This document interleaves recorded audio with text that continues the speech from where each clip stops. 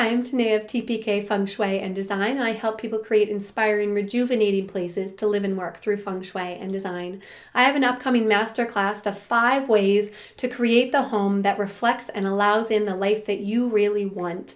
And today I want to share one of those ways with you. When your space is too full, so is your time. So when your space is too full, so is your time. This is one of the things that I've been talking about with my challengers this past week who have been freeing up time and space for what they really want in life. Because time is a precious resource. It's the only thing that you don't get back. And yet when your space is too full, and I'm not talking hoarding here, I'm just talking normal, middle class, first world country full, your space and your things take up far more time than you may realize. Time cleaning them, time fixing them, time organizing them, time putting them away, time finding a home for them, time mitigating arguments between your kids about that stuff. Your things take up a good deal of time. And those are just the ways in which your things and your space can take up physical time. There are also ways in which we waste or abuse almost our mental time, and we spend our mental time thinking about things that make us anxious, that stress us out, that overwhelm us, that exhaust us. And yet the future is but a thought. Those things don't exist yet, and yet you're feeling those things about them already.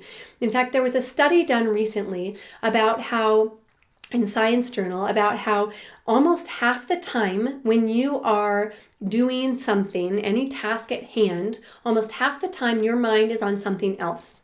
And they also found in the study that a wandering mind is an unhappy mind. And that's because there are so many easy ways in which to feel anxious or stressed out or exhausted just thinking about things the way that they could be. And so when your space is overly full, your mind is also overly full. When your space is cluttered, then you're distracted in your mind. You're unable to really give your full attention to anything, to the task at hand, to your loved ones, to the people who mean the most to you, to what you love the most in your life. So I'll give you an example. I worked with a woman who is a mom of 3 and lived in her home for 10 years, big, beautiful home. And big, beautiful homes tend to get filled up over the years with lots and lots of stuff. That is really common in most big homes. And this can happen in small homes too. And by the time that I began working with her, she had lined most of their rooms with dressers and bookshelves and cabinets, things to put their stuff in. And this is really common. People think, oh, I just need to be more organized, and so I'll buy something that I can put my stuff into. And then your spaces tend to get packed with these dressers and cabinets and whatnot.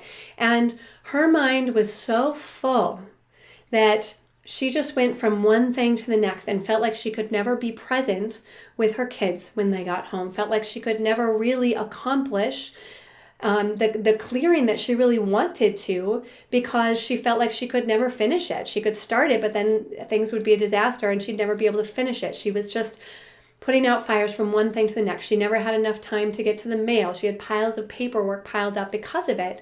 And yet, when she made the time, when she drew a line in the sand and said, enough is enough, I have this opportunity to have support and accountability to get through this process. When she made that line in the sand and said, I'm going to make time to create the space that allows me to feel good, not only did she get through an entire home, but she made the time, she was all of a sudden able to make time to be present with her kids, to deal with the mail the second that it came in.